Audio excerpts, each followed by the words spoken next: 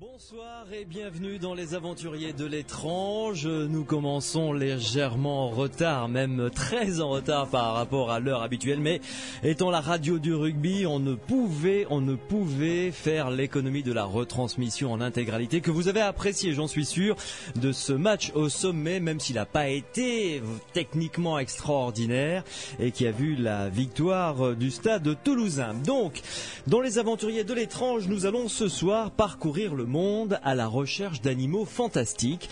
Et ce dossier porte un nom, la cryptozoologie. Pierre Lagrange, bonsoir. Bonsoir. Merci de nous rejoindre et d'avoir patienté. Êtes-vous un fan de rugby d'abord? Non, malheureusement pas. Je suis du sud-ouest, donc j'ai pas pu y échapper, vraiment. Mais j'en ai fait un peu quand j'étais petit, mais c'est pas allé tellement plus loin. Bon. Alors, vous êtes un spécialiste, non pas dans le domaine du rugby, mais que vous connaissiez un petit peu, mais surtout dans le domaine de la cryptozoologie. Vous êtes d'ailleurs, on en parlera, l'auteur d'une exposition sur ces animaux fantastiques. Et avec vous, nous allons parler de yétis, de calamars géants, de coélacanthes, ce poisson qui vient du fin fond de la préhistoire et qui est encore vivant. Nous parlerons également du monstre du Loch Ness, de serpents de mer, de l'homme de Flores. Bref, le dossier semble tout à fait inépuisable. Nous rejoindrons dans le courant de cette émission plusieurs autres spécialistes, comme par exemple Françoise Potrizel, qui est directrice du musée de la mer de Biarritz, qui a présenté il y a 2 ans une exposition sur les calamars géants, une très belle exposition. Nous rejoindra également Francis Duranton, qui est paléontologue, conservateur au musée d'histoire naturelle de Toulouse, pour évoquer avec lui le gigantopithèque ou peut-être le yéti. Et également là une interview que j'ai réalisée vendredi de Michel Sartori, qui est le directeur du musée zoologique de Lausanne en Suisse, qui a hérité du fonds de celui qui a créé la cryptozoologie, Bernard Heuvelmans. Je compte évidemment sur vous qui nous écoutez pour nous poser toutes les questions que vous désirez sur ce thème. Les spécialistes sont avec nous pour pouvoir vous répondre. Vous êtes les bienvenus. Cyril vous attend au 0826 300 300. J'ai le grand plaisir de vous annoncer qu'on ne va pas raccourcir l'émission. On terminera aux alentours de minuit 20, minuit 30. On prendra le temps qu'il faut pour explorer ce dossier de ce soir de la cryptozoologie.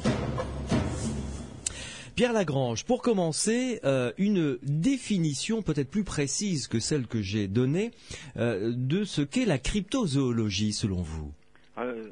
Pas selon moi en fait. La cryptozoologie, c'est un terme qui a été inventé par Bernard Heuvelmans, qui est un zoologue qui est décédé maintenant, qui était né en 1916. Ouais. Et étymologiquement, ça veut dire la science des animaux cachés. C'est l'étude des animaux cachés, c'est-à-dire des créatures. Alors bien sûr, il y a les vedettes comme le monstre du Loch Ness, le yéti, tout ça, ou le serpent de mer. Mais en gros, de façon générale, de tous les animaux pour lesquels on a des récits, mais pas plus que des récits, c'est-à-dire pas de carcasse, pas de preuves zoologiques claires. Ouais. Donc Bernard Heuvelmans a publié en 1955 un ouvrage en 2 volumes qui a été vraiment un best-seller, dans lequel il faisait une recension très complète pour l'époque de toutes les énigmes de la zoologie. Et c'est après ça qu'avec un réseau de correspondants, et notamment avec Ivan Sanderson, un zoologue américain, qu'est apparue cette expression de cryptozoologie qui a désigné cette discipline. Ouais. Quels sont les grands dossiers qui constituent la cryptozoologie? Si je dis par exemple le monstre du Loch Ness en Écosse, le yéti peut-être dans la chaîne himalayenne, les monstres marins, on est dans cette direction? Oui, c'est ça. Oui, c'est-à-dire que historiquement, la cryptozoologie se confond avec la zoologie parce que longtemps, la zoologie avait tout un tas de créatures à l'existence contestée. Le serpent de mer, par exemple, il y a toute une époque où les zoologues acceptaient son existence. Ouais, ouais. Le kraken, cette espèce de bête où les marins accostaient, c'était considéré comme une île qui bougeait, qui se transformait en animal. Donc ça, c'est chez les marins scandinaves au Moyen-Âge et même avant. Donc mais il se trouve que l'histoire de la zoologie fait qu'à un moment donné, quand la zoologie est devenue une discipline scientifique, centralisée et tout, avec les classifications de Linné, on a peu à peu évacué tout un tas de créatures pour lesquelles il n'y avait que des récits, que du folklore. Et on a séparé la zoologie entre zoologie et folklore. Ouais, ouais. Et mais comme les histoires ont perduré, comme les marins continuaient à raconter qu'ils voyaient des serpents en mer, des choses de ce genre, certains zoologues se sont dit peut-être qu'on a jeté le bébé avec l'eau du bain. Et donc au milieu du XXe siècle, après Appert et d'autres, Heuvelmans s'est dit il faudrait vraiment faire quelque chose une recherche systématique sur tous ces animaux. Ouais. Donc ça se base sur quoi? Sur la culture traditionnelle, sur des témoignages, sur quand tout va bien. Comment? C'est vraiment des témoignages. La question, c'est qu'il y a effectivement des folklores. Ça, tous les folklores de tous les pays ont des tas d'histoires sur des animaux étranges. Ouais.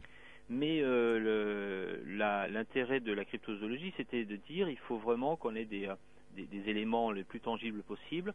Donc, ça a commencé à être une espèce de collecte de tous les récits que des gens faisaient de ce qu'ils avaient vu. C'est-à-dire des gens qui, à notre époque, disent avoir vu tel ou tel animal bizarre. Voilà. Alors bien sûr, à côté de ça, ils ont cherché dans les archives, mais aussi en accent beaucoup, non pas sur la notion de tradition, de folklore, parce que ça peut trimballer des tas d'histoires, mais dont les gens ne sont pas les témoins, mais vraiment en cherchant dans les chroniques anciennes ce que les gens présentaient comme des témoignages, comme ceux qu'ils avaient vus aussi. Ouais. Donc il y a cette idée que dans le vaste sur la planète, il y aurait des endroits qui effectivement ne sont pas forcément aussi connus. Alors c'était d'autant encore plus vrai dans les années 50. Ah oui, ça j'imagine. Oui. Même maintenant, hein, l'Asie centrale, l'Afrique centrale, la forêt amazonienne restent encore largement inconnues. Disons que l'Afrique, c'est vrai que quand on passe de l'Afrique des années 30 avec les grands explorateurs, les premiers grands films animaliers du couple Johnson notamment, et puis les films de Tarzan qui sont nés à la même époque, l'Afrique c'était une terre inconnue. Aujourd'hui pour nous l'Afrique c'est une terre de guérilla et de républiques un peu bizarres. Donc on a perdu un peu la magie par rapport à l'Afrique. Et c'est vrai qu'il y a encore des histoires qui sont colportées, mais par contre si on va dans certaines régions de Chine ou d'Asie, il y a encore des endroits qui sont assez mal connus et pour lesquels on pourrait imaginer, de toute façon c'est vrai, au Vietnam par exemple on a découvert des animaux de grande taille dans les années récentes. Oui, tout à fait. Alors, avant d'écouter l'interview de Michel Sartori, le directeur donc du musée zoologique de Lausanne, qui est zoologue lui-même, et ce musée a recueilli tout le fonds de Bernard Heuvelmans, qui a créé, comme vous nous l'avez dit, la cryptozoologie.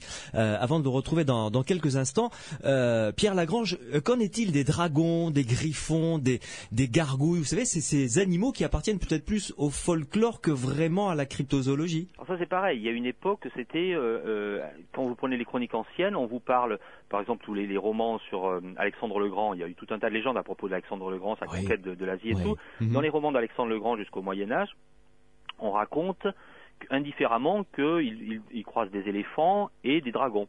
Donc c'est considéré sur un pied d'égalité. Et des races d'hommes monstrueux aussi d'ailleurs.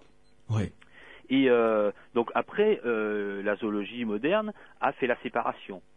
Et c'est vrai que les dragons sont considérés comme des êtres purement légendaires, les griffons aussi, mais certains cryptozoologues se sont dit, c'est toujours cette espèce d'idée que derrière la légende, il pourrait y avoir un fond de vérité, choses comme ça. Alors c'est là où il y a beaucoup de discussions, parce que les historiens, les spécialistes notamment de la Grèce ancienne, disent, bon, on va pas non plus accepter l'existence des sirènes, enfin bon, ça peut aller très loin. Mais ce que je voudrais rappeler, c'est que si on se projette par exemple au XVIIe siècle, les sirènes, vous aviez des témoignages de sirènes. Vous prenez un ouvrage aussi célèbre que le Téliamé, écrit par Benoît de Maillet, qui est un ouvrage d'histoire naturelle et sur les savoirs de son temps. Il rapporte des témoignages de marins qui disent « on a vu des hommes marins autour des bateaux ». Donc là, ça nous pose une vraie question, parce que pour nous, les sirènes, c'est impossible d'envisager que les sirènes existent. Et pourtant, pas très loin dans le temps, il y a des gens qui disaient « on a vu des sirènes ». Qu'est-ce qu'on en fait de ce genre d'histoire? C'est fabuleux. Ça montre que le dossier est vraiment complexe. Oui, c'est vrai. Tout de suite, Pierre Lagrange, je vous propose d'écouter l'interview que j'ai réalisée donc de Michel Sartori, qui, je vous le rappelle, est le directeur du musée zoologique de Lausanne en Suisse, qui est zoologue lui-même, et ce musée a eu le plaisir de recevoir en legs donc tout le fonds de Bernard Heuvelmans, ce musée a recueilli tout le fonds de Bernard Heuvelmans qui a créé la cryptozoologie. Ensuite, nous aurons avec nous Francis Duranton, le paléontologue, qui sera notre premier invité pour parler avec lui du Yéti ou du Gigantopithèque.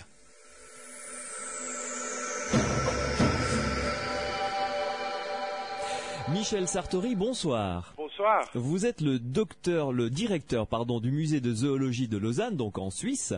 Merci d'être avec nous tout d'abord ce soir. J'ai tenu à ce que vous soyez présent dans cette émission car vous avez reçu toutes les archives et tout le fonds de Bernard Heuvelmans qui a créé la cryptozoologie. Alors, en quoi consiste tout ce que vous avez reçu? Il y a énormément de documents, de papier, j'imagine d'abord. Tout à fait. Tout à fait. Ce fonds, en fin de compte, est constitué de tous les documents que Bernard Heuvelmans a collectionnés et a ramassés pendant les 50 dernières années de sa vie. Et cela correspond, pour vous donner une idée, à 2 déménagements entre le Vésinet et Lausanne par camion. Ah oui. Ce qui correspond à, je dirais, pour vous donner des chiffres plus ou moins exacts, ça concerne à peu près 2500 ouvrages. Ça concerne 25 000 dossiers originaux que Bernard Heuvelmans avait constitués sur ces animaux inconnus. Ça fait 12 000 diapositives, ça fait 25 000 photos. Enfin voilà, quoi. C'est un énorme document archivistique que Bernard Heuvelmans nous a donné avec un certain nombre de choses qui sont précieuses parce que rares. Et il a été capable d'aller dans des bibliothèques dans le monde entier ou d'obtenir des choses très difficiles à pouvoir consulter actuellement. Il a pu faire des traductions de textes tibétains ou d'autres choses qui lui ont permis en fin de compte d'augmenter ses connaissances par rapport à un certain nombre de ces animaux mythiques. Oui. Alors, vous êtes directeur du musée de zoologie de Lausanne, donc une position... Les arts, comme on dit, comme disent les jeunes actuellement, il n'y a pas de gros bouleversements ces dernières années. Et en fin de compte, la cryptozoologie continue et continuera encore pendant de nombreuses années à flirter avec les marges de la zoologie. Ouais. Donc à ce niveau-là, elle est toujours considérée un peu comme sulfureuse, on va dire. Mais je dirais que ce n'est pas la cryptozoologie que le musée de zoologie accueille à bras ouverts avec le fonds de Bernard Heuvelmans. Le musée de zoologie de Lausanne a accueilli le travail énorme que Bernard Heuvelmans a effectué en la matière, et c'est vraiment le travail de l'homme qui est honoré, entre guillemets, et nous sommes d'ailleurs très fiers et très honorés d'avoir pu acquérir ce fonds que Bernard Heuvelmans nous a légué. Mais c'est, disons, plus le travail de l'homme en lui-même que, je dirais, un blanc-seing pour la cryptozoologie ou les cryptozoologues en général. Alors, quels sont, parmi ce fonds très conséquent, vous l'avez dit, 2 camions entiers, quelles sont les pièces qui vous interpellent, que vous trouvez fascinantes?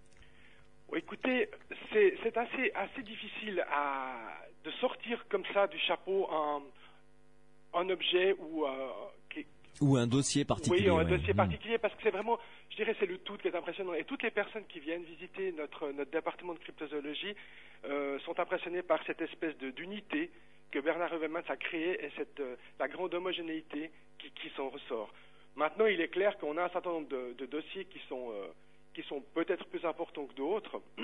J'en citerai en tout cas un qui me vient en tête maintenant, c'est celui qui concerne l'homme pongoïde, donc le Iceman, l'homme congelé du Minnesota, que Bernard Heuvelmans a utilisé pour écrire son livre avec Porchnev qui s'appelle L'homme de Néandertal est toujours vivant. Et nous avons au musée actuellement 2 à 3 boîtes d'archives complètes qui n'ont pas encore été dépouillées en entier, mais qui comprennent toutes les notes que Bernard Heuvelmans a prises au jour le jour lorsqu'il était au Minnesota. Là, je pense qu'il y a une mine de renseignements à tirer comme complément, disons, à ce que lui a publié dans son livre en 1974. Donnez-nous quelques indications, justement, sur cet homme découvert dans le Minnesota. Oh mon Dieu, c'est une histoire qu'on va dire rocambolesque, qui est digne de X-Files. En fin de compte, c'est un collègue de Bernard Heuvelmans qui a été prévenu que, je dirais, un homme de foire, un forain, exhibait sur les marchés du Middle West un homme congelé qu'il décrétait comme étant un homme de Néandertal ou un singe velu. Et Bernard Heuvelmans a fait le voyage aux États-Unis pour aller le voir. Il a eu l'occasion avec son ami Sanderson de pouvoir l'observer pendant, je crois, 1 jour ou 2, et puis de faire des photos. Et du jour au lendemain, cet homme, ce forain a disparu avec son camion, avec son homme congelé, qu'on a retrouvé plus longtemps après. Cet homme a été inquiété par le FBI. On ne savait pas très bien d'où venait cet être sauvage et velu. Bernard Heuvelmans l'a décrit comme un Néandertal existant encore, un homme pongoïde. c'était, je dirais, la sortie de ce livre en 1974 qui raconte en fin de compte toute cette histoire aurait dû être le couronnement de sa carrière, parce que c'était vraiment de son point de vue probablement la preuve irréfutable qu'il y avait encore des choses à trouver et que nous n'étions de loin pas au bout de nos peines avec la zoologie actuelle. Et au lieu de devenir, je dirais, son monument, ce travail a été en fin de compte un peu son chant du cygne ou son déclin. Ouais. Puisque, en fin de compte, la communauté scientifique a très très mal réagi à cet homme pongoïde, à la description que Bernard en avait fait. Non pas qu'il avait été faux dans sa description, mais simplement qu'on lui a reproché d'être trop naïf et qu'il avait en fin de compte été grugé par une supercherie. Ah oui, effectivement, c'est un véritable scénario, la X-Files que vous nous décrivez là. Tout à fait. Ouais. Mais alors, dites-moi, la Terre est pourtant, je dirais, photographiée sous tous ses angles. Il y a des satellites qui balayent sans arrêt 24 heures sur 24 la surface de notre planète, et malgré ça, elle recèle encore des secrets. Ah oui, ça c'est indéniable. Et encore des secrets qui vont faire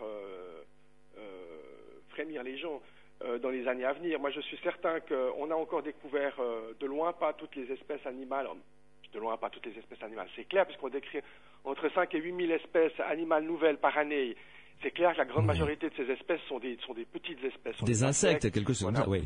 Mais on trouve encore, naturellement, chaque année, des grands animaux. On décrit des nouveaux mammifères chaque année. On vient de découvrir un nouveau lémurien à Madagascar. On a découvert une antilope quand même de plus de 100 kilos il y a une dizaine d'années au Vietnam. Plus de 100 kilos? Oui. Une antilope qui avait été complètement... qui était connue des gens qui habitaient cette région, mais qui était inconnue des zoologues. Et ça, là, on a la preuve, c'est le célèbre Saola, qui est une des plus grosses bêtes décrites ces 10 dernières années, et il y en a encore. Alors, quand au XVIIIe siècle, le baron Cuvier, qui était le grand zoologue français, disait qu'il n'y avait plus rien à trouver d'intéressant sur cette terre au XVIIIe siècle, je crois qu'il avait de loin sous-estimé la biodiversité de notre planète. Et on a beau surveiller, scanner notre planète par des satellites et tout ce que l'on veut comme instrument, on va encore découvrir des animaux fantastiques ou des grosses bêtes, et ça soit en Asie, en Afrique. Il y a encore des endroits qui sont inexplorés. Mais là, on parle d'animaux, mais qu'en est-il des hominidés pour être large? Alors là, on touche un sujet qui est, je dirais, aussi bien philosophique, anthropologique que zoologique ou cryptozoologique. En fin de compte, on accumule quand même un certain nombre de preuves que sur le continent eurasiatique, en tout cas, il devrait y avoir, où on a des évidences que d'autres êtres, d'autres êtres, je dirais, anthropoïdes devraient exister. Mais pour l'instant, il est clair que le zoologue ou l'anthropologue ne sera satisfait que lorsqu'il aura une dépouille à se mettre sous la dent. Et pour l'instant, c'est quelque chose qui manque naturellement. Mais il ne faut pas sous-estimer les témoignages des gens, des locaux, toutes les preuves, je dirais, indirectes que Bernard Heuvelmans a si bien méthodologiées par rapport à l'évidence de l'existence d'autres êtres qui compensent quelque peu le manque de preuves matérielles, en tout cas le manque de spécimens qu'on puisse étudier directement. Moi, je reste très très ouvert par rapport à ça. Je suis pas du tout, comme je dis souvent, je suis nettement plus circonspect par rapport à certains de ces animaux tels que le monstre du Loch Ness, pour ne pas le nommer, ou qui pour moi leur tombe vraiment dans le côté mystification et mythe complet. C'est le dossier qui fait du mal à la cryptozoologie, par exemple. Oui. Bien sûr que ça fait du mal, mais quelque part, c'est le vaste débat de la cryptozoologie. Je pense que Pierre Lagrange pourra l'aborder mieux que moi. Mais c'est vraiment tout ce problème de marginalité et de fait que des gens se complaisent dans cette marginalité. Ça, c'est vraiment le problème, je dirais, des cryptozoologues. Certains d'entre eux actuellement. Mais il n'en reste pas moins quand même que la Terre nous réserve encore beaucoup de surprises. Là, on a parlé de la surface de la Terre, mais il y a évidemment les fonds marins qui recèlent encore des secrets, bien des secrets. Oui, tout à fait. Je veux dire, Bernard Heuvelmans avait démystifié en tout cas l'histoire du Kraken, cette espèce de monstre géant qui attaquait les bateaux au XVIIe, XVIe, XVIIe siècle. On a des témoignages relativement éloquents à ce niveau-là. Maintenant, on sait que cet animal existe. C'est un poulpe géant qui peut atteindre 17 mètres. On l'a photographié, on dit, mais in situ, donc dans son milieu naturel, dans les grandes fosses marines au large de la Nouvelle-Zélande, il y a seulement 4 ou 5 ans. Ah bon? Donc on sait, oui. Donc on sait qu'il existe, on en avait trouvé des cadavres, mais on l'a filmé vivant dans son milieu original il y a seulement quelques années, grâce à des sondes sous-marines. Et là, alors, je vous donne mon ticket qu'on va découvrir encore, c'est clair, d'autres choses fantastiques au niveau marin. C'est un milieu tellement difficile à prospecter. Chaque fois qu'on envoie une sonde, en fin de compte, c'est comme planter une épingle dans un gâteau, on ne sait pas si on va trouver la fève. Oui, effectivement, la comparaison est jolie. Mais dites-moi, zoologue, c'est un métier fascinant finalement. Oui, tout à fait. C'est vrai, non, mais on peut se dire qu'il y a encore beaucoup de choses à découvrir. Je crois qu'il faut que le public se rende compte que on est loin d'avoir fait le tour, en fin de compte, de la diversité de notre planète dans les mers et sur Terre, qu'actuellement on a à peu près décrit 1,5 million d'espèces animales connues sur Terre. On pense qu'il y en a entre 5 et 10 millions.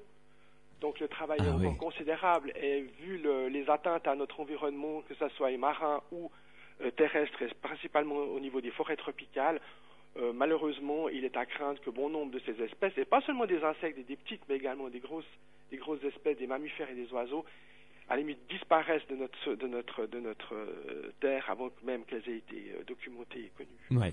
Merci beaucoup en tout cas Michel Sartori de votre participation dans Les Aventuriers de l'étrange. Je rappelle que vous êtes le directeur du musée de zoologie de Lausanne et que vous avez hérité du fonds de Bernard Heuvelmans, le créateur de la cryptozoologie. C'est une exposition permanente dans votre musée, j'imagine. Oui, encore pour quelques années. Bon. Merci beaucoup Michel Sartori, à très bientôt. Je vous en prie, merci à vous. Michel Sartori, allez le saluer de notre part si vous avez l'occasion de passer par Lausanne. Pierre Lagrange, vous le connaissez bien évidemment. Ah oui, on se connaît bien, ça fait des années maintenant qu'on travaille ensemble. Oui. Parce que Michel et l'équipe du musée m'ont demandé, comme mon métier c'est d'étudier les controverses sur les sujets un peu étranges, on va dire. Ouais. Ils m'ont demandé de les aider à organiser un peu la valorisation du fonds, qui est vraiment un fonds exceptionnel. Et la zoologie, comme il nous l'a dit, est un métier passionnant qui n'a pas fini de révéler toutes les richesses que contient notre planète. Oui, c'est encore un métier d'aventurier dans certains cas. C'est vrai, tout à fait. Et justement, nous allons accueillir quelqu'un qui a vécu quelques-unes de ces aventures, mais lui pas en tant que zoologue, mais en tant que paléontologue.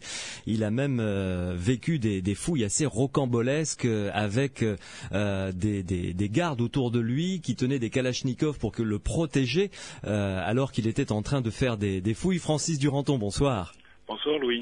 Merci de venir nous rejoindre dans Les Aventuriers de l'étrange. Vous êtes donc paléontologue, vous êtes conservateur au musée d'histoire naturelle de Toulouse. Vous avez publié plusieurs livres, le dernier notamment l'histoire des mammifères. Et je vous accueille en compagnie de Pierre Lagrange pour aborder un dossier qui concerne la cryptozoologie qui est passionnant. C'est celui du Yéti, ou que vous appelez-vous plutôt le Gigantopithèque. D'abord, la définition de ce qu'est le Gigantopithèque. Le Gigantopithèque, en fait, c'est un singe géant, un gros primate qui mesure à peu près un peu plus de 3 mètres de hauteur et que l'on a retrouvé dans un certain nombre de gisements fossilifères dans toute l'Asie, en Chine et au Vietnam notamment. Ouais. Comment est-ce qu'on peut le caractériser? C'est vraiment un grand singe, point. Ah oui. C'est un très grand singe. En fait, à l'origine, les premiers éléments de ce Gigantopithèque qui ont été retrouvés dans les pharmacies chinoises. Vous savez qu'en Chine, on utilise très souvent des os de dragon qui interviennent dans certaines recettes de la pharmacopée chinoise. Oui. Et donc, un paléontologue, von Königswald, qui prospectait comme ça les gisements de fossiles en examinant ce qu'il trouvait dans les pharmacies traditionnelles chinoises, est tombé sur les dents de ce très gros primate et qu'il a donc décrit sous le nom de Gigantopithèque. Alors, ce Gigantopithèque, si on peut retracer un petit peu son histoire, a existé jusqu'à quand et où? Alors, il a existé en Asie. On le retrouve en Chine, on le retrouve au Vietnam, il est éventuellement signalé en Inde, mais dans une période qui se situe entre 1,5 million et 200 000 ans. C'est-à-dire, depuis 200 000 ans, on n'a plus d'ossements qui puissent appartenir à cette espèce-là. Ou alors, si ces ossements existent, et c'est là que l'on rejoint la cryptozoologie, ils ne sont pas encore parvenus aux mains des scientifiques qui sont capables de les identifier. Ouais. Mais les pharmaciens traditionnels chinois utilisent encore ces restes de Gigantopithèque dans leur formule traditionnelle? Alors, ils utilisent pas forcément seulement que des gigantopithèques d'ailleurs, puisque dans les pharmacies traditionnelles chinoises, tous les ossements tous les éléments que l'on appelle les os de dragon sont en fait des ossements d'animaux fossiles pour la plupart. Ouais. Et c'est donc par l'étude, si vous voulez, de ces animaux fossiles que l'on trouve dans les pharmacies chinoises, qu'on est tombé vraiment par hasard sur quelques dents de gigantopithèques. Il faut savoir que les primates, c'est toujours quelque chose de très très rare pour les paléontologues. Et donc, tomber sur une nouvelle espèce de primate, c'est encore plus rare. Et bien sûr, tomber sur les ossements qui seraient les ossements d'un primate encore non connu, comme celui qu'on vient de décrire à Madagascar, mais un primate de très grosse taille, un primate de 3 mètres de haut, c'est véritablement, ce serait un événement dans la zoologie mondiale. Oui, mais vous voyez où je veux en venir, évidemment, Francis Duranton. C'est parler du Yéti. À votre avis, est-ce qu'il y a un fondement plausible quant à la probable existence d'un gigantopithèque, donc, parce que ça ressemble furieusement à ça, quand même, le Yéti? Alors, ce que l'on peut dire, c'est que pour les paléontologues, au jour d'aujourd'hui, le gigantopithèque est un bon candidat au titre de Yéti. Ça, c'est sûr. Voilà. Ça, c'est sûr.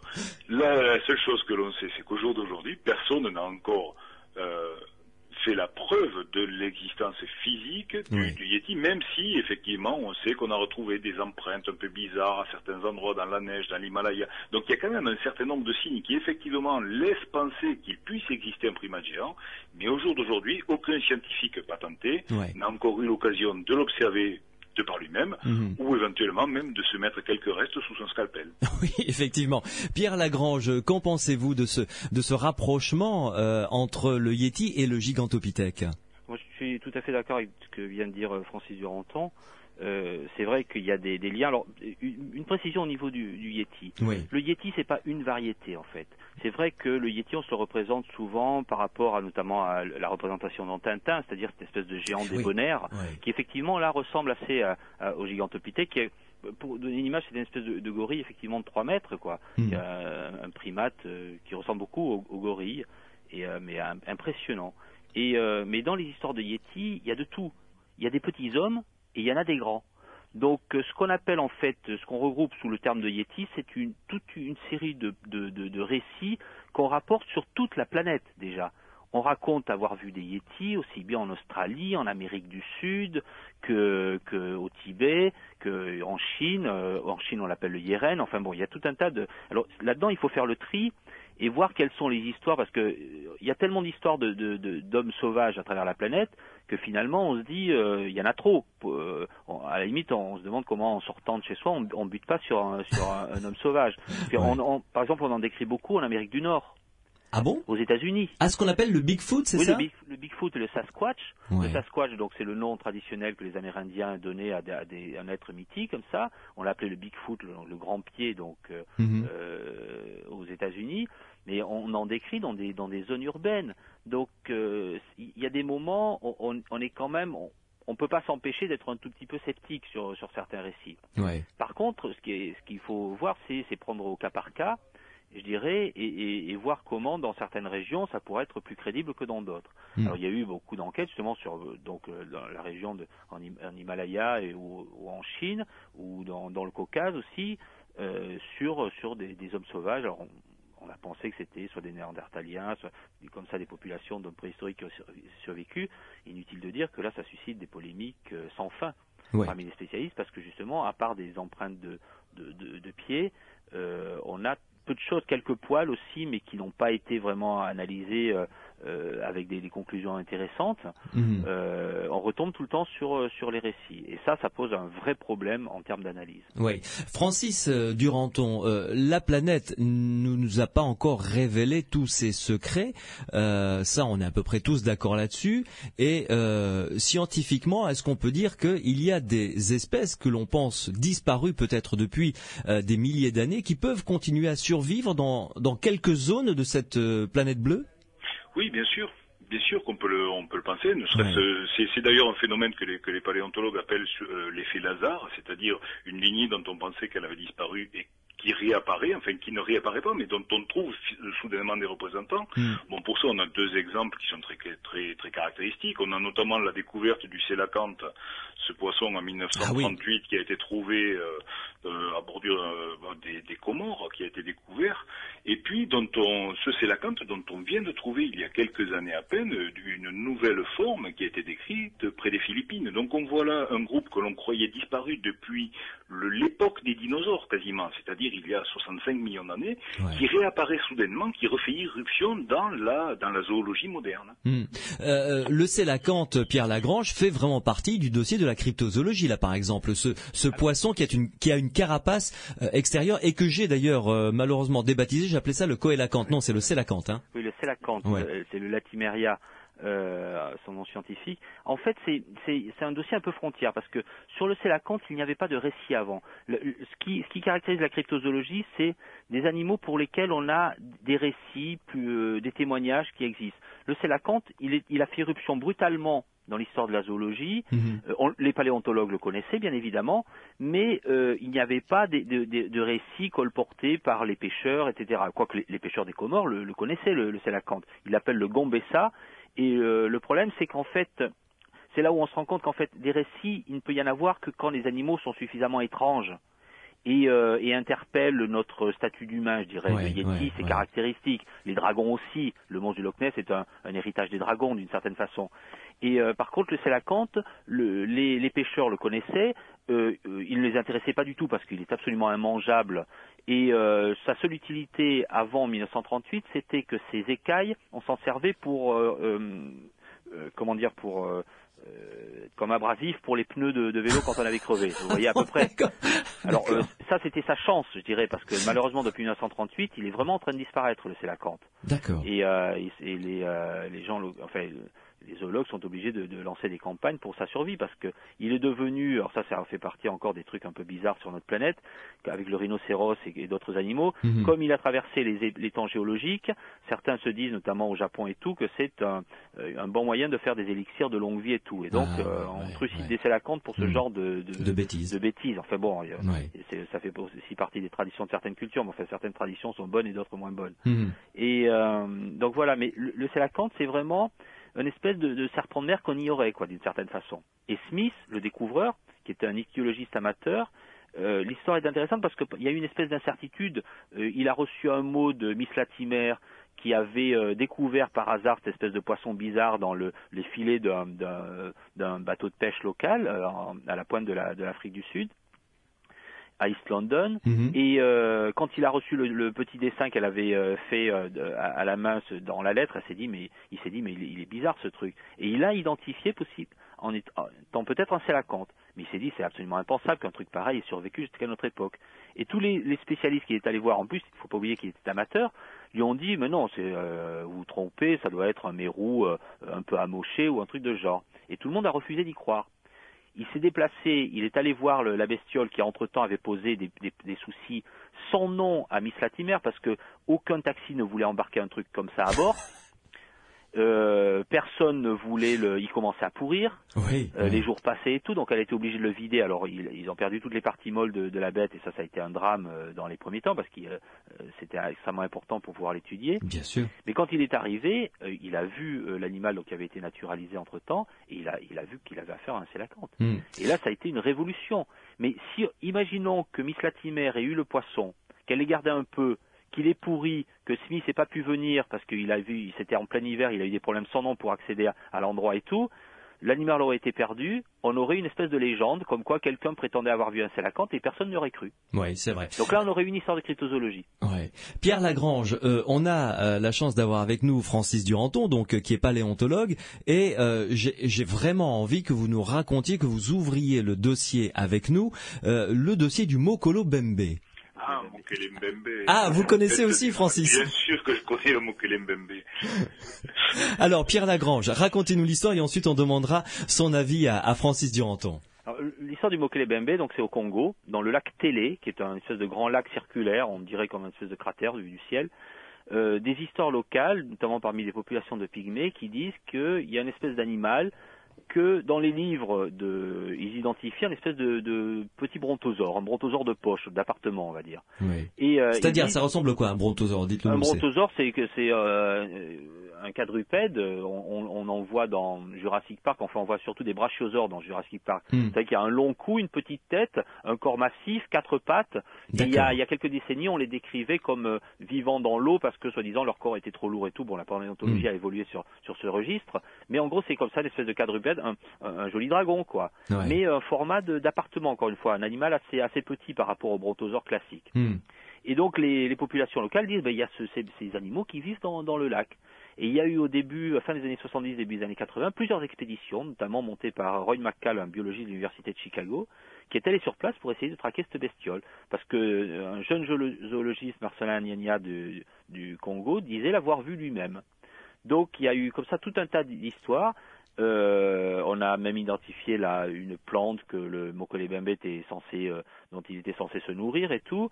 Mais encore une fois, on n'a pas réussi à mettre la main dessus, quoi, sur un spécimen. Voilà, l'histoire du Mokolebembe, on est vraiment dans Conan Doyle, le monde perdu. Oui. C'est le professeur Challenger qui part dans une région perdue, enfin perdue, tout est relatif maintenant avec l'Afrique, à la recherche comme ça d'un monstre des temps passés.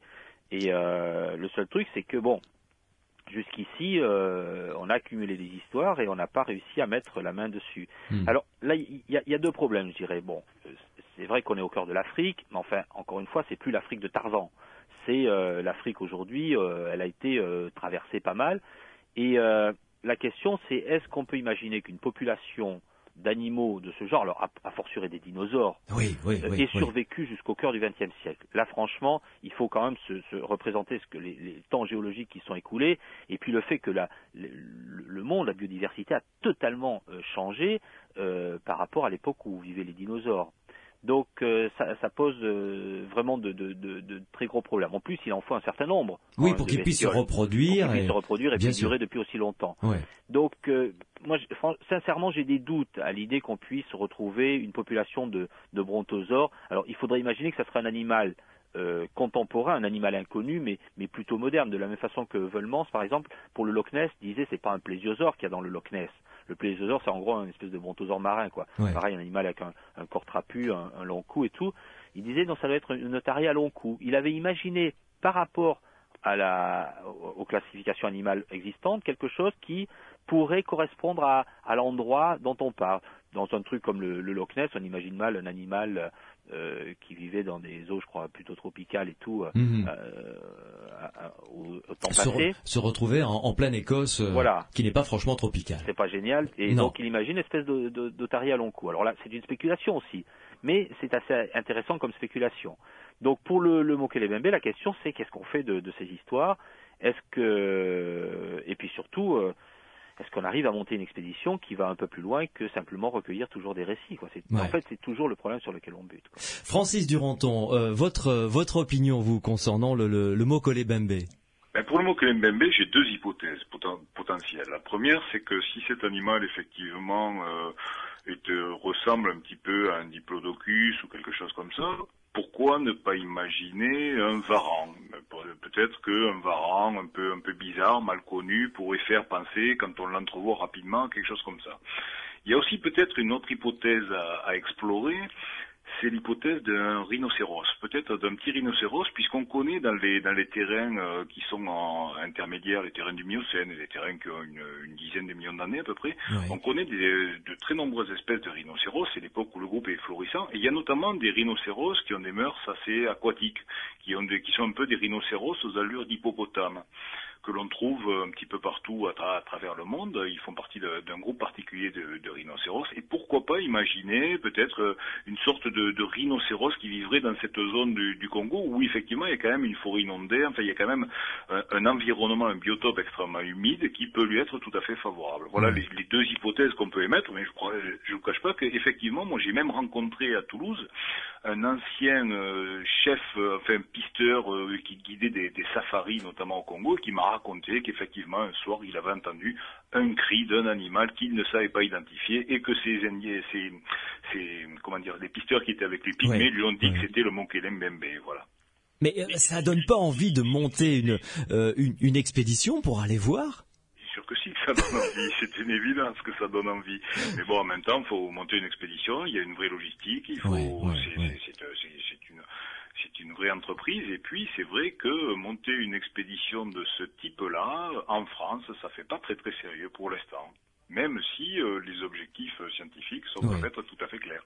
Et là, vous venez de mettre le doigt sur un problème. Vous avez dit ça ne fait pas très très sérieux. Et pourquoi ? Pourquoi ? Parce qu'effectivement, lorsqu'on part à la recherche d'animaux qui font partie du domaine de la cryptozoologie, on se heurte à une sorte de, je dirais, pas d'ostracisme, mais de méfiance logique par rapport à ce que c'est que ces animaux qui auraient disparu, qui seraient toujours là. Si vous voulez, il y a une réaction de rejet a priori, peut se concevoir, mais qui en même temps, le propre du scientifique, c'est quand même toujours de cultiver le doute, et quand il y a doute, eh bien, il faut essayer d'obtenir les preuves qui permettent de lever les ambiguïtés. Et pour lever les preuves dans le domaine de la cryptozoologie notamment, mais ce qu'il faut, c'est aller sur le terrain, recueillir outre les témoignages, mais comme le disait Pierre Lagrange tout à l'heure, il faut aussi obtenir tout un tas d'éléments matériels qui peuvent être soit effectivement les dépouilles des animaux eux-mêmes, mais aussi maintenant avec les techniques que l'on a, on peut très bien imaginer retrouver simplement des fesses, des choses comme ça, c'est-à-dire des choses qui nous permettent de faire des analyses ADN prouvant l'existence d'une espèce dont on n'a pas encore séquencé le génome, mais pour laquelle on peut, à partir de là, inférer qu'elle existe. Oui, tout à fait. Merci beaucoup en tout cas Francis Duranton de nous avoir accompagnés pendant ces quelques minutes. Je rappelle que vous avez publié récemment un bouquin passionnant sur l'histoire des mammifères aux éditions Bréal. Un bouquin que je recommande. Quand est-ce qu'on vous retrouve à la télé ? Je ne sais pas, Louis, un de ces jours, j'espère. Bon, parce que je garde un très très bon souvenir de cette émission, ces émissions et ces reportages que vous faisiez, très vulgarisatrices d'ailleurs concernant la science, parce que je sais que c'est votre cheval de bataille, ça, la vulgarisation scientifique. Tout à fait. Merci, à bientôt. Merci, à bientôt, Louis. Au revoir. Au revoir. Évidemment, vous êtes les bienvenus, vous qui nous écoutez, si vous avez des questions à poser à Pierre Lagrange, qui est notre référent scientifique et qui reste avec nous jusqu'à minuit et quart, minuit 20. On va voir à peu près à quelle heure on va finir cette émission. Vous nous appelez au 0826 300 300 pour poser les questions qui vous passent par la tête, et Dieu sait si la cryptozoologie en pose des questions. Vous nous appelez dans quelques minutes après une pause disque. Nous irons explorer les fonds marins.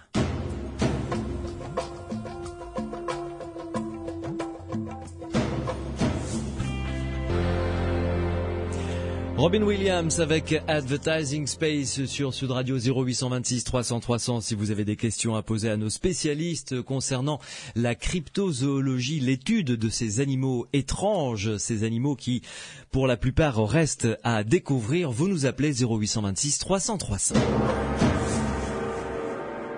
Pierre Lagrange, qui est notre référent scientifique ce soir, est en notre compagnie jusqu'à la fin de l'émission. Pierre Lagrange, je vous propose d'accueillir tout de suite la directrice du musée de la mer à Biarritz, un très très joli musée. Françoise Potrizel, bonsoir. Bonsoir. Merci de venir nous rejoindre dans Les Aventuriers de l'étrange. Alors, je vous ai demandé d'être des nôtres ce soir dans cette étude du dossier concernant la cryptozoologie, car vous avez organisé, il y a 2 ans maintenant, je crois. Oui, tout à fait. 2 ans, voilà, une exposition sur les monstres marins, et vous aviez notamment réussi à faire venir dans votre musée un calamar géant. Oui, oui. Alors, expliquez-nous d'où venait-il et quelles étaient les caractéristiques justement de ce calamar. Alors, c'était un animal qui avait été capturé, enfin exactement celui qu'on a eu, et s'était échoué sur les côtes espagnoles, à Llanes, et c'est un animal, un calamar géant, qui vit dans des zones abyssales, des zones des grandes profondeurs. Il vit à 1000 mètres de profondeur. Ouais. Et celui-là avait été gêné par des sondages pétrolifères, et certainement que les bruits, les mouvements acoustiques qu'il avait ressentis, les ondes acoustiques qu'il avait ressenties, l'avaient perturbé dans son positionnement, et donc il était remonté en surface, il s'était asphyxié et il était échoué. Donc il était en excellent état. C'est pour ça qu'on a pu faire une autopsie, on a pu bien étudier ce calmar géant échoué qui faisait 7,20 m de long. 7,20 m de long. Et 104 kilos. Il pesait 104 kilos. Elle pesait, puisque c'était une jeune femelle de 2 ans seulement. Donc, ce qui veut dire que elle était jeune, donc ça veut dire qu'elle aurait été beaucoup plus grande arrivée à la taille adulte. Ah, certainement. On estime 18 à 20 mètres. Mais ce qui est d'autant plus étonnant dans ces animaux des grandes profondeurs, c'est que le calmar géant, à la naissance, il ne mesure que quelques millimètres. Donc c'est un taux de croissance faramineux. Mais dites-moi, à l'âge adulte, vous avez bien dit 18 à 20 mètres, c'est ça? Oui, c'est ça, tout à fait. Oui. Donc, ce qui veut dire, enfin là, on parle d'une jeune femelle qui faisait 7 mètres et quelques de long, mais ça veut dire que papa et maman, parce qu'il a bien fallu qu'elle naisse, donc qu'il y ait un couple pour se reproduire et qu'elle soit fabriquée entre guillemets, papa et maman vraisemblablement sont toujours vivants quelque part au large de l'Espagne. Ah oui, oui, ils vivent dans les fosses au large des Asturies, où il y a plusieurs fosses parallèles. Et donc c'est pour ça que de temps en temps, les pêcheurs capturent des calmars géants dans cette zone-là. Oui. Ce qui est moins évident à capturer, par exemple dans le gouffre de Cabreton, que nous connaissons bien sur la côte landaise, la côte basque aussi, parce que c'est un seul gouffre, et quand un animal meurt, il va souvent il plonge, enfin il coule. Oui. Et si on en trouve sur les côtes de Nouvelle-Zélande, c'est là où on trouve aussi des calmars géants, on en voit de temps en temps échouer. C'est une histoire de courantologie qui les ramène sur le bord. Oui, mais dites-moi Françoise Potrizel, vous avez dit qu'il vivait à peu près à 1000 mètres de profondeur. Mais à 1000 mètres de profondeur, la pression est immense. La pression est bien sûr bien supérieure à celle que nous connaissons, mais le calmar n'a pas de poche d'air.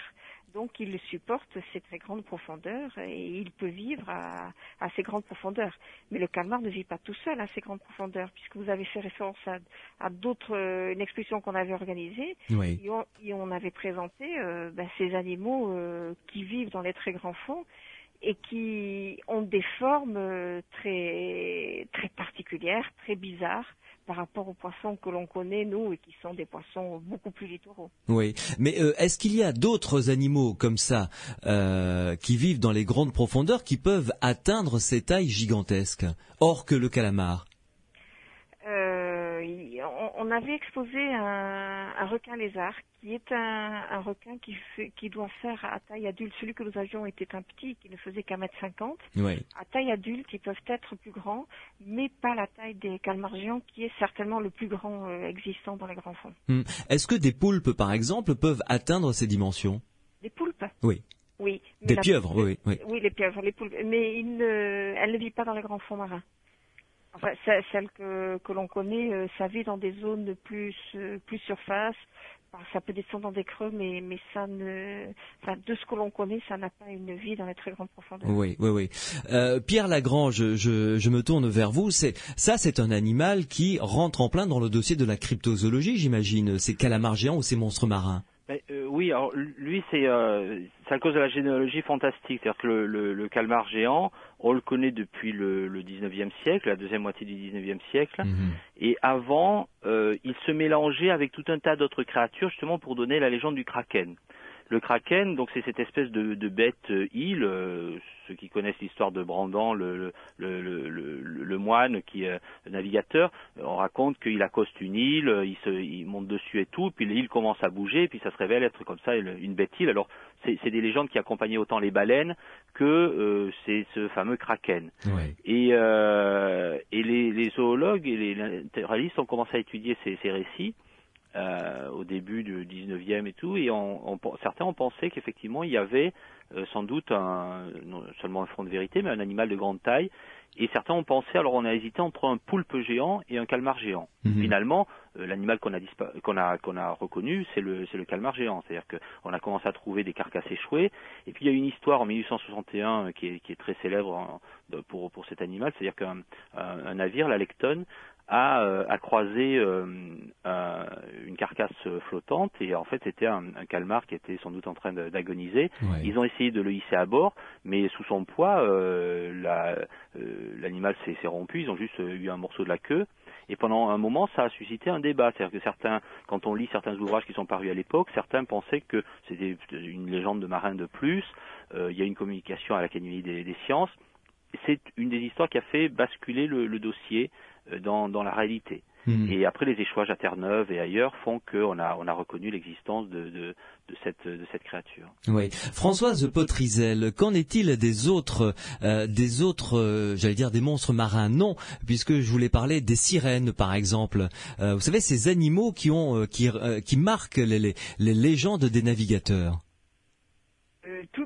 beaucoup. un très grand nombre de récits marins sont peuplés de ces sirènes qui en réalité sont des lamentables, ces animaux qui de loin peuvent ressembler à des sirènes. Ouais. Et, tout ça, c'était des légendes qui circulaient. Et comme dit votre invité, effectivement, on ne sait pas grand-chose. Et puis, c'est une histoire. Excusez-moi Francis Potrizel, là, on vous entend très très mal. Je vous demandais juste peut-être de bouger un petit peu pour qu'on puisse avoir un signal assez fort pour que l'on puisse comprendre vos propos. On va refaire un petit essai. Essayez de me parler là pour voir ce que ça donne. Ça va mieux là? Ah, magnifique, on vous a retrouvé. Donc, reprenons sur les sirènes. Oui, justement, que vous pensez que les navigateurs les ont vu des lamantins.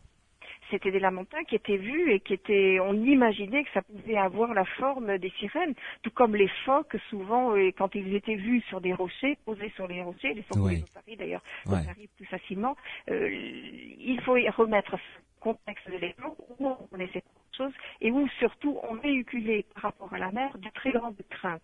Ouais. Et donc une forme qui pourrait être plus arrondie, plus accueillante, c'était tout de suite une sirène. Ouais. Merci beaucoup Françoise Potrizel de nous avoir accompagnés. Alors je précise que vous avez une très belle exposition de maquettes de bateaux ces temps-ci actuellement au musée de la mer à Biarritz.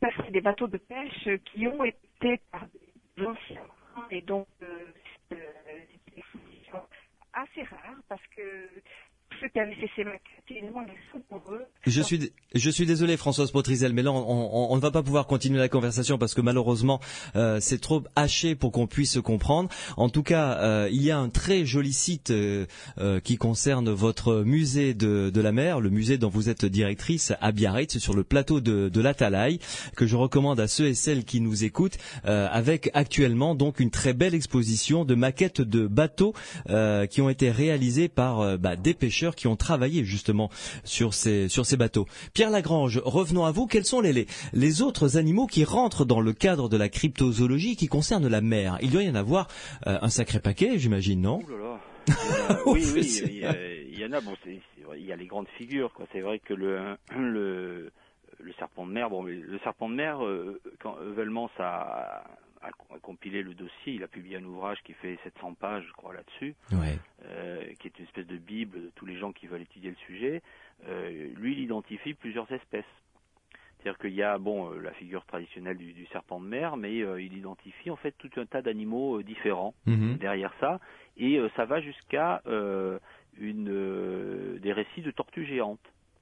Dans certains cas, on a classé dans des histoires de serpents de mer des animaux qui ressemblent en fait à des tortues, mais d'une taille absolument gigantesque, comme il a pu en exister d'ailleurs dans les temps préhistoriques. D'accord. Et à côté, il y a un dossier qui est extrêmement intéressant, qui dure maintenant depuis la fin du XIXe siècle, c'est l'existence de poulpes géants. C'est-à-dire que le calmar, c'est classé. On sait que le calmar géant existe. On a des carcasses, on a pu en voir à Biarritz ou ailleurs. Et par contre, depuis la fin du 19e, il y a une polémique assez intéressante sur des restes d'animaux qui auraient été découverts notamment sur des plages des Bermudes et en Floride, et qui ont été identifiés dans un premier temps comme les restes d'un poulpe de très grande taille. C'est-à-dire à peu près une pieuvre géante, un animal qui aurait été effectivement de la taille des calmars géants, même peut-être plus grand. D'accord. Donc on imagine le poulpe, parce que souvent dans l'esprit du public c'est pas forcément très clair. Le calmar, c'est un peu une sèche géante, quoi. En gros, oui, c'est ça. Et le poulpe, c'est la pieuvre, quoi. Et même dans Jules Verne, dans 20 milieux sous les mers, il y a la confusion constamment entre les deux. En fait, le Nautilus est attaqué par un calmar géant. D'accord. Mais Jules Verne l'appelle parfois pieuvre et tout, donc ça crée une espèce de confusion. La pieuvre géante, on n'est pas sûr qu'elle existe. Mais il y a ces restes qui ont été découverts, et certains naturalistes à l'époque, on pensait, même encore aujourd'hui, on pensait que c'était des tissus de poulpes géants. Alors si effectivement on découvrait un animal ce genre d'animal, ça serait une révolution. Ce serait extrêmement intéressant. Mais pour l'instant, la controverse n'a pas réussi à... Enfin, disons que les analyses qui ont été faites semblent montrer que c'était sans doute des restes de cétacés plutôt, et pas de poulpe. Mais il y a encore une controverse là-dessus. Très bien. Pierre Lagrange, vous restez avec nous. Une pause et on va se retrouver pour encore feuilleter quelques dossiers passionnants du domaine de la cryptozoologie. Je veux parler du monstre du Loch Ness parce que on s'y est pas attardé et ceux et celles qui nous écoutent, je le sais, attendent ce dossier avec impatience. 0826 300 300. D'ailleurs, vous qui nous écoutez, venez participer avec nous au débat. Vous pouvez nous poser vos questions, poser les questions qui vous trottent par la tête concernant ces animaux étranges. 0826 300 300. Pierre Lagrange est avec nous jusqu'à la fin de l'émission.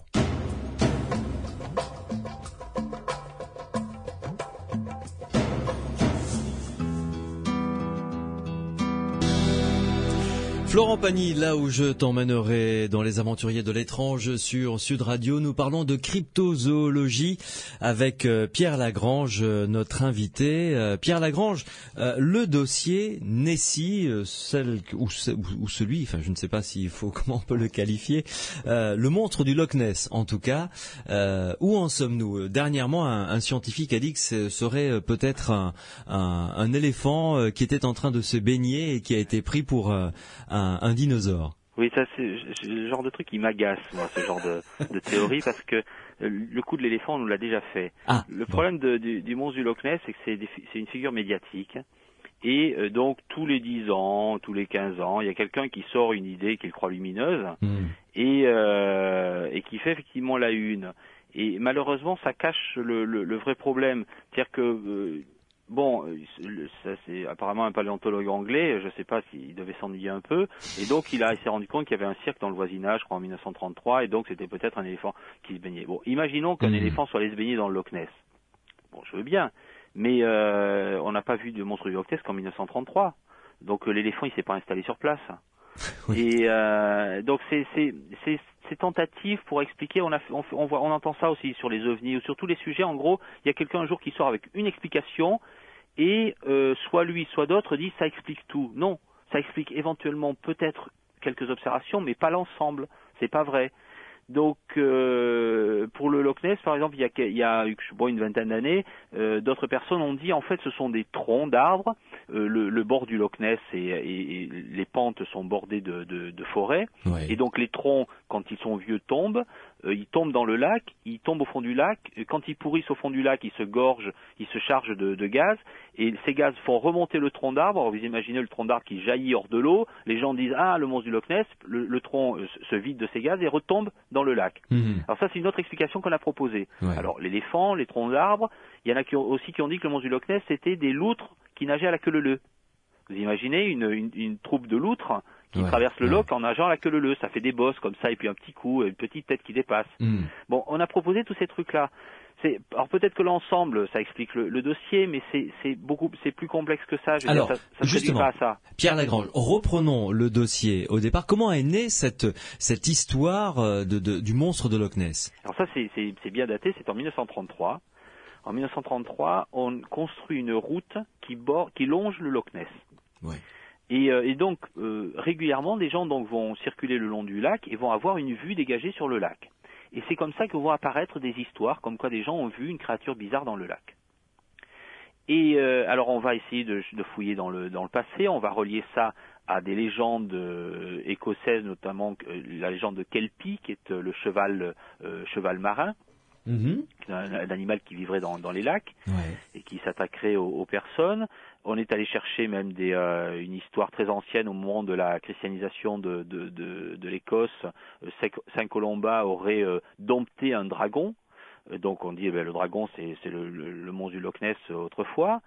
Mais l'histoire c'est vraiment 1933, et à partir de 1933 des tas de récits vont s'accumuler de gens qui ont vu des choses sur le lac. On va avoir des photos, certaines très célèbres, qu'on sort régulièrement dans les magazines, et des tas de scientifiques vont essayer régulièrement d'aller sonder le lac pour découvrir avec des sonars, avec des caméras, avec des sous-marins, avec des dauphins. On a tout essayé dans le Loch Ness pour essayer d'attraper le ou les monstres, parce que là encore une fois il faut qu'il y ait une population d'animaux. Et en fait, les gens se sont étripés depuis 1933 sur l'interprétation des témoignages, sur l'identité éventuelle de l'animal. Certains ont très rapidement parlé de plésiosaure. Alors là, il faut se replacer dans le contexte, c'est-à-dire dans les années 30, on est à l'époque où le cinéma commence à porter à à l'écran des histoires justement comme Le Monde perdu de Conan Doyle, c'est King Kong, c'est King Kong sur la même année, c'est en 1933 aussi. Donc on imagine comme ça qu'il y a des êtres extraordinaires qui ont pu survivre depuis les temps préhistoriques. C'est l'époque aussi où la préhistoire a énormément de succès. C'est depuis quelques décennies, on parle beaucoup justement de ces animaux préhistoriques fabuleux qu'on découvre. Et il y a cette idée que ça pourrait être un plésiosaure. Comme Bernard Revelmans l'avait fait remarquer assez justement, dans ce genre de région, le plésiosaure, c'est pas forcément l'animal le plus à même de vivre dans des eaux pareilles.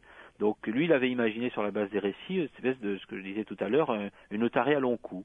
Donc parce que le monstre du Loch Ness, c'est pas un animal gigantesque en plus. Hein. Ça fait combien? Ça fait quoi comme C'est quelques mètres de long. Donc c'est un animal qui a un corps, un long cou, une petite tête. Alors évidemment, ça ressemble un peu au plésiosaure, mais lui il supposait que ça pouvait être tout à fait autre chose. Mais il y a des documents très troublants quand même dans ce dossier. Je veux dire, c'est pas, il y a quand même des expéditions qui ont été menées, vous l'avez dit, avec du gros matériel, et il y a des photos qui sont quand même quelque peu troublantes, notamment prises par des caméras immergées, des choses comme ça. On aperçoit un aileron, une silhouette, vous voyez, des choses comme ça, quoi. Oui, alors la nageoire du monstre du Loch Ness, ça c'est l'un des grands classiques, effectivement. Oui. C'est dans les années 70, on avait photographié donc dans le loch, fait des photos, et ces photos ont été analysées par ordinateur, interprétées et tout, et on a vu comme ça une espèce de nageoire. Alors ça a été l'objet de toute une polémique aussi, parce que certains ont dit que quand on voit la photo d'origine, on voit difficilement une nageoire. Et c'est l'interprétation qui va faire dégager une nageoire. Alors la question c'est, quels sont les paramètres qu'on rentre dans la machine en gros? Oui, voilà. D'accord. Quand on fait une photo satellite de la Terre, une photo floue et tout, on peut se reporter aux détails réels et faire de l'interprétation de photos. Mais et puis on a des modèles pour tout ce qui est connu. Mais quand on est face à quelque chose d'inconnu, ça devient beaucoup plus difficile de paramétrer l'appareil. Donc toutes ces choses-là, malgré, comment dire, on a des tas de documents comme ça qui sont troublants, mais qui ne suffisent pas à emporter la conviction. Et c'est ça en fait qui fait le succès et la frustration du dossier du Loch Ness, c'est qu'il y a des tas de choses qui s'accumulent, qui se sont accumulées. Il y a eu aussi de grosses déceptions sur certaines photos qu'on a expliquées comme étant des trucages et tout de façon tardive. Mais il manque toujours le détail qui emporterait la conviction. Bon, il n'y a jamais eu de cadavres qui se sont échoués sur les bords du lac, et il n'y a jamais eu le film vraiment indiscutable qui aurait été fait par une expédition de zoologues sur place et tout. Ils sont tout le temps revenus avec des témoignages et jamais avec le document qui aurait emporté l'intérêt. Mais parce que ce lac donc est assez grand, certes, mais 30 km de long. 30 km de long, ce qui est quand même énorme. Le Nessie, puisque c'est comme ça qu'on l'appelle depuis des années, est petite, maximum 3,50 m, allez, 4 mètres de long. Oui, c'est un truc de genre, oui, c'est un petit animal. Oui. Donc, il peut se cacher assez facilement, mais se cacher peut-être 1 an, 10 ans, mais peut-être pas aussi longtemps quand même. Oui, alors. Puis en plus, il faut qu'ils se reproduisent, donc il faut qu'il y en ait plusieurs. Voilà, il faut qu'il y ait une population, ça c'est clair. Alors il y a des saumons dans le lac, il y a des tas de choses. Un autre détail important pour le Loch Ness, c'est que c'est un lac qui n'est absolument pas, qui n'est pas clair, je veux dire, à 10 cm on n'y voit plus rien. Quand on plonge la tête sous l'eau, parce qu'il y a de la tourbe en suspension. Et donc c'est vraiment, ça a été le cauchemar de tous les gens qui sont allés explorer le Loch Ness, c'est qu'on ne voit rien sous l'eau. Donc c'est pour ça qu'on a utilisé des sonars, d'où on rajoute dans l'interprétation des échosonars, etc., etc. Mais il y a une chose qu'il ne faut pas perdre de vue, que ce soit pour le Loch Ness ou pour l'ensemble des dossiers dont on a parlé, c'est qu'il ne faut pas perdre de vue l'évolution de notre propre culture dans le domaine de la zoologie. C'est-à-dire qu'on parlait tout à l'heure de l'Afrique. Pendant longtemps, pour nous, l'Afrique, c'était la terre inconnue, dans laquelle des gens allaient au risque de leur vie pour filmer des tribus perdues, des animaux improbables et tout ce qui s'ensuit. Et si on regarde par exemple les vieux films, les premiers films animaliers dans les années 30, le couple Johnson-Oda et Oza Johnson qui ont fait les premiers documentaires animaliers, on mettait en scène comme ça l'explorateur qui allait au péril de sa vie voir les lions, les girafes, les panthères, tout ça. Et en fait, il y avait cette espèce d'idée que ça n'est pas facile d'aller voir la nature sauvage. Aujourd'hui, quand on regarde à la télé tous les dimanches après-midi ou autres, tous les documentaires animaliers, on a l'impression que c'est acquis, que dès qu'on met le pied dans la savane, les lions traversent, les girafes, tout ça. Et ça, c'est une espèce d'idée qui a complètement transformé notre rapport à la nature. Quand on regarde un livre, sur une double page, on voit tous les animaux de la création accumulés. Dans la réalité, ça se passe jamais comme ça. Si on va en Afrique, si on n'est pas dans un circuit organisé ou dans un parc naturel ou avec des gens qui connaissent très bien, on peut passer des jours et des jours sans voir un seul animal. Ah, complètement, oui. Oui. Et je crois qu'on a complètement perdu le rapport entre, je dirais, la nature vraie, sauvage, d'une certaine façon, qui est quelque chose où on n'est absolument pas les bienvenus, et toute la nature reconstituée par notre culture, que ce soit dans les zoos, dans les documentaires animaliers, dans les livres, qui fait que pour nous, voir un animal, c'est extraordinairement facile. Et puis, comme disait Michel Sartori, que j'avais interviewé, dont on a entendu l'interview tout à l'heure, zoologue, donc directeur du musée de la zoologie de Lausanne en Suisse, on a répertorié 1,5 million, comme ça, grosso modo, d'espèces sur Terre, mais il en resterait entre 5 et 10 millions à découvrir. Et oui. Alors, c'est vrai qu'il y a beaucoup d'insectes dans le lot. Oui, mais il y a quand même des animaux de grande taille.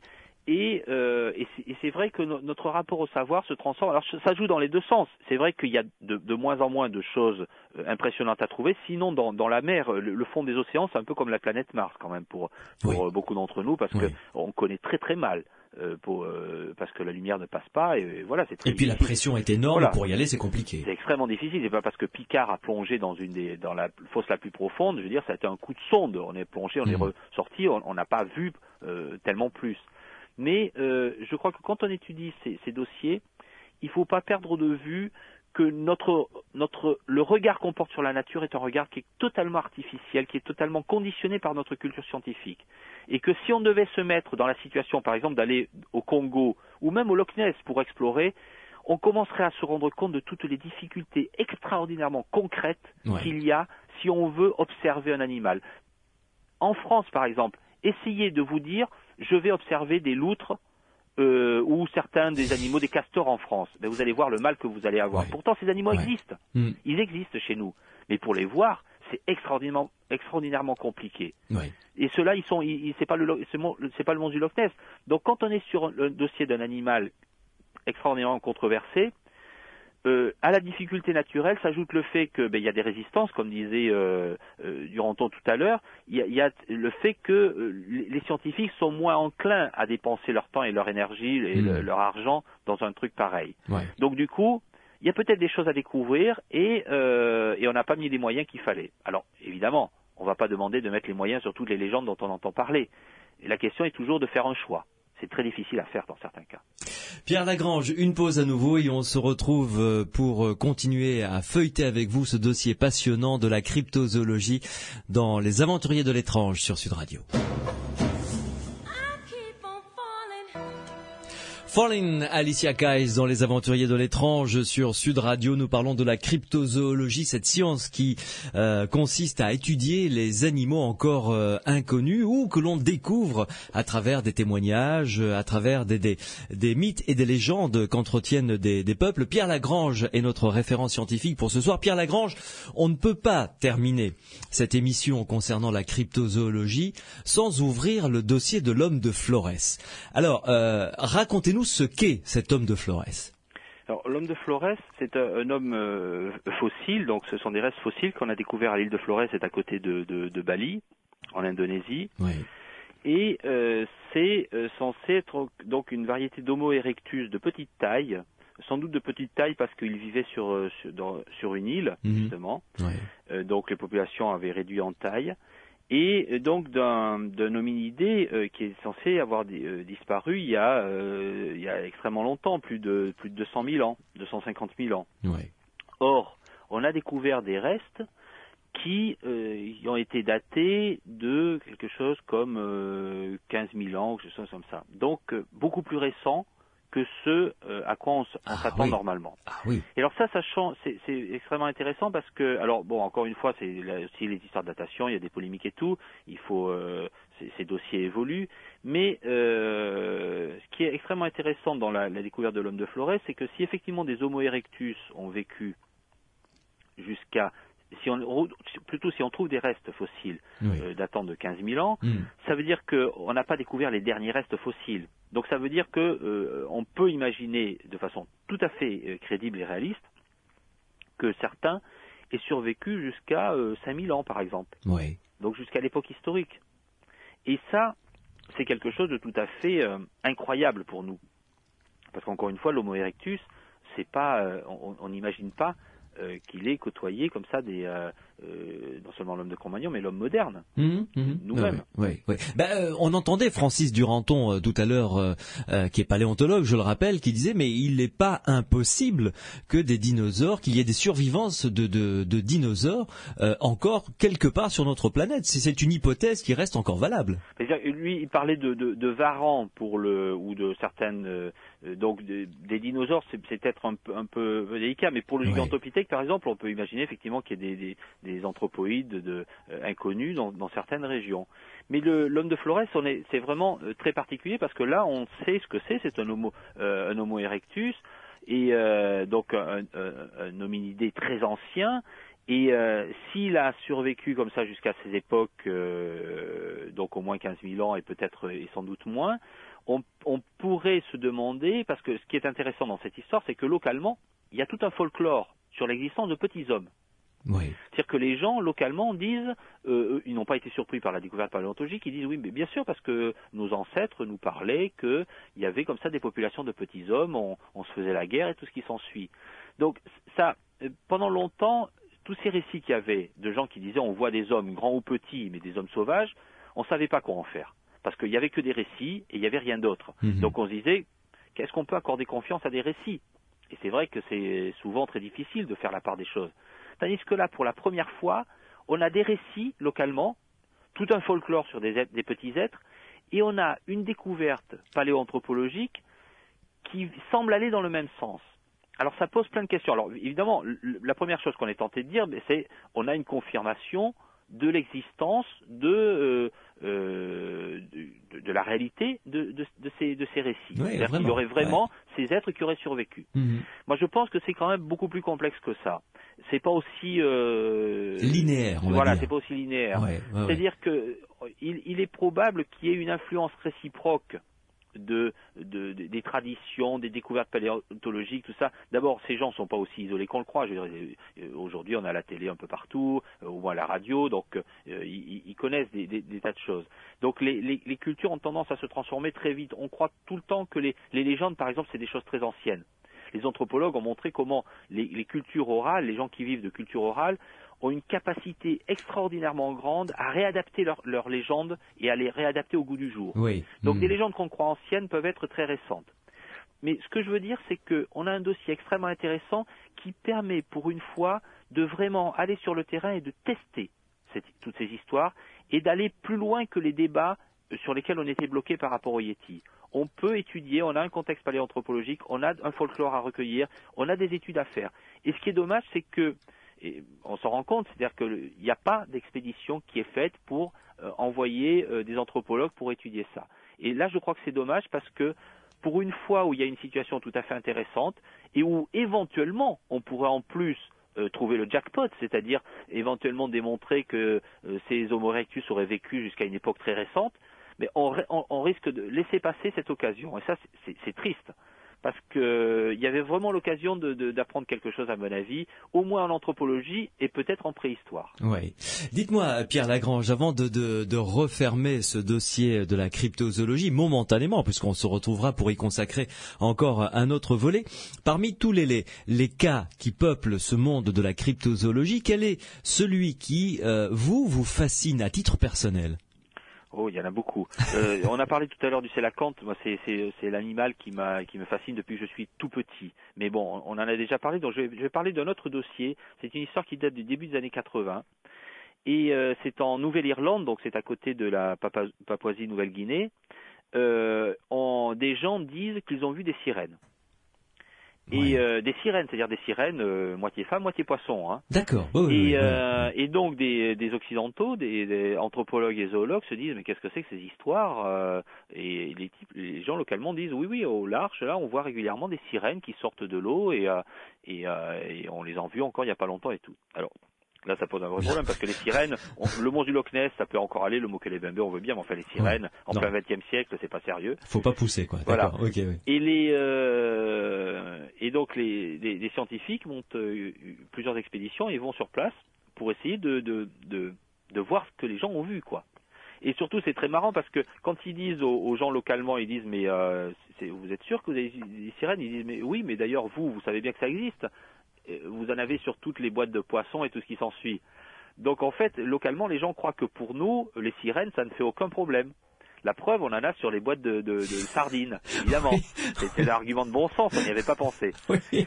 Et mais alors, ce qui se passe, la suite est intéressante parce que ils ont trouvé effectivement ces sirènes. En fait, c'était une population de dugong. Le dugong, c'est un lamontin marin. Donc c'est les histoires dont on parlait tout à l'heure. Françoise Potrizet, voilà, oui. Ces sirènes, c'était des lamontins et tout. Mais moi, ce qui me paraît extrêmement intéressant dans cette histoire, c'est pas simplement le fait que la jolie sirène a laissé la place au lamontin, au dugong, qui est un animal certes très sympathique, mais enfin qui n'a pas tous les charmes de Daryl Hannah dans Splash, pour prendre une image. Ouais. Donc, ce qui est tout à fait intéressant, c'est ce qui s'est passé pour que la sirène se transforme en dugong. C'est-à-dire que au début, il y avait ces histoires, donc les marins localement qui disaient oui, là-bas, il y a les sirènes qui apparaissent hors de l'eau et tout. Quand les Occidentaux arrivent pour faire l'enquête, ils débarquent pas tout seuls avec leurs yeux. Ils vont pas se couler dans la culture locale. Ils débarquent avec leurs bateaux, leurs sonars, leurs radios, leurs écrans radars, leurs filets. Ils vont mettre des filets, des appareils photo, des caméras partout. Ce qui fait qu'en fait, ce qu'on a oublié, c'est que ils ont amené avec eux toute leur culture. Et d'une certaine façon, je dirais, ils ont tué la sirène. Parce que la sirène, pour qu'elle apparaisse localement, ouais. Il fallait un contexte particulier. Il faut y croire pour le voir. D'une certaine, je dirais, c'est un peu ça, oui. Ouais, pour aller vite, c'est un peu ça. Ouais, et c'est vrai qu'en s'amenant avec des filets, des caméras, des plongeurs avec leurs bouteilles et tout ce qui s'ensuit, bien, on amène le monde occidental. Mais quelque part, on est passé à côté de ce que les gens nous disaient. Et c'est ça, moi, qui m'intéresse en tant qu'anthropologue. C'est-à-dire que, effectivement, l'idée de découvrir des espèces inconnues, c'est très bien. Mais je crois que l'idée de découvrir nos semblables sur notre planète et leur culture et toute leur richesse culturelle, je crois que c'est aussi extrêmement important. Et là, on sort du débat, c'est vrai ou c'est pas vrai, parce que quand on dit c'est vrai ou c'est pas vrai, c'est toujours vrai pour nous et c'est toujours faux pour les autres. Les autres, c'est toujours des laissés pour compte qui ont du folklore et nous, on aurait la réalité. Je crois que c'est plus complexe que ça. Pendant des millénaires, on a vécu sans la culture scientifique, sans la culture moderne que je ne renie pas, j'en fais partie. Mais je veux dire, ce qui est important avec notre culture scientifique aujourd'hui, c'est aussi de comprendre comment toutes ces cultures ont été construites ailleurs, avec d'autres cadres de réalité et éventuellement des sirènes. Et ça, c'est quelque chose qu'on a parfois un peu oublié. Oui. Merci beaucoup Pierre Lagrange de nous avoir éclairé sur ce dossier de la cryptozoologie. Quel est parce que vous écrivez beaucoup, le dernier ouvrage de vous que l'on peut trouver, que vous nous recommandez? J'ai écrit l'an dernier un ouvrage qui est paru chez Robert Laffont sur l'émission d'Orson Welles, la fameuse émission dans laquelle il lance le débarquement des Martiens. Oui, exact. On a raconté que ça avait généré une panique et tout. Et en fait, des suicides aussi d'ailleurs. On dit ça. On dit que ça avait généré des suicides aussi. Oui, des suicides, des accidents et tout. Je peux vous rassurer, il n'y a pas eu de suicide. Il y a pas eu. J'ai trouvé un accident, une jeune femme qui s'est cassé le bras. Ouais. Et la panique, en fait, est largement inexistante. C'est-à-dire que la leçon de l'histoire d'Orson Welles, c'est que les gens n'ont pas cru au débarquement des Martiens. Par contre, le lendemain, tous les gens dits instruits ont cru que les auditeurs étaient de gros naïfs qui avaient cru n'importe quoi. Et ça, c'est ça la vraie leçon. C'est-à-dire que l'histoire d'Orson Welles, c'est pas la panique des gens, des auditeurs naïfs qui croiraient aux Martiens. Ouais. C'est la panique des intellectuels qui croient que les foules sont prêts à croire n'importe quoi. Ça fait partie de la leçon qu'Orson Welles nous a laissée. Voilà. C'est une belle leçon, à mon avis. Merci beaucoup, Pierre Lagrange. Alors, écoutez, on prend un rendez-vous. Je ne sais pas quand on va caler ça, mais il faudra absolument qu'on revienne sur cette histoire que l'on a qu'évoqué très rapidement, l'homme de glace qui était emprisonné dans cette glace dans le Minnesota. Ça, il va falloir qu'on en parle parce que c'est passionnant. C'est vraiment un épisode de X-Files. C'est un grand dossier, oui. Complètement. Merci beaucoup, Pierre. Merci à vous. Au revoir, à très bientôt. Bonne soirée.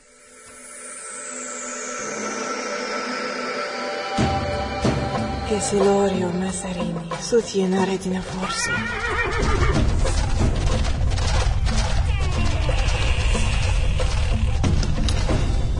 Les aventuriers de l'étrange, la porte se referme pour ce soir seulement. On aura le grand plaisir de se retrouver ensemble demain soir à partir de 22h jusqu'à minuit.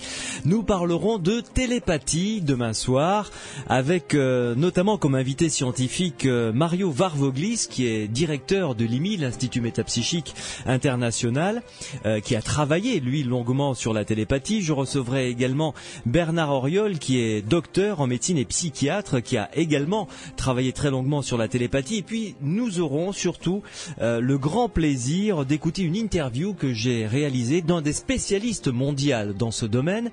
C'est un Anglais qui est diplômé de l'université de Cambridge, s'il vous plaît, qui a également un doctorat d'une université californienne, qui vit à Londres, qui s'appelle Monsieur Rupert Sheldrake, qui a écrit de nombreux livres sur la télépathie et qui a d'ailleurs une théorie pour expliquer ce phénomène de télépathie qu'il appelle les champs morphiques. Il nous expliquera tout cela. Rassurez-vous, l'interview que j'ai réalisée a été faite en anglais, mais il sera traduit pour l'occasion pour que tout un chacun puisse le comprendre complètement. Rendez-vous donc demain soir à partir de 22h avec vous si vous avez vécu des phénomènes télépathiques et notamment avec vos animaux de compagnie, chiens, chats, vous savez, les chiens qui devinent le retour de leur maître toujours 10 minutes, un quart d'heure avant que le maître n'arrive. Il s'agite, il est devant la porte, il sait que son maître va rentrer alors que rien ne l'annonce précisément. Rupert Sheldrake a travaillé beaucoup là-dessus et nous en parlerons avec lui. Donc si vous-même vous avez vécu ce type de phénomène, votre témoignage évidemment nous intéresse. 0826 300 300, notre boîte vocale fonctionne 24 heures sur 24, n'hésitez pas à nous laisser un message et avec votre numéro de téléphone pour que Cyril demain soir puisse vous rappeler. En ce qui concerne les lettres que vous nous avez envoyées pour recevoir le secret pour passer le feu, eh bien écoutez, nous avons été inondés par votre courrier, ce qui nous a ravis, ce qui prouve que vous êtes nombreux et nombreuses à nous écouter. Je vous en remercie. Vous pouvez continuer à nous écrire encore. Les aventuriers de l'étrange, Sud Radio, 4 place Alphonse Jourdain, 31 071 Toulouse CEDEX. Vous nous écrivez dans votre enveloppe, vous mettez une enveloppe à votre adresse, à votre nom évidemment, et timbrée pour que par retour du courrier, je vous fasse parvenir ce secret pour passer le feu et charge à vous de l'utiliser quand l'occasion se présentera et de nous dire si ça a fonctionné ou pas et dans quelles conditions. Merci à Grégory qui a réalisé cette émission, Cyril qui était au standard et merci à Pierre Massias qui continue à m'épauler fidèlement pour construire cette émission. Rendez-vous demain à partir de 22h. D'ici là, portez-vous bien et faites de doux rêves.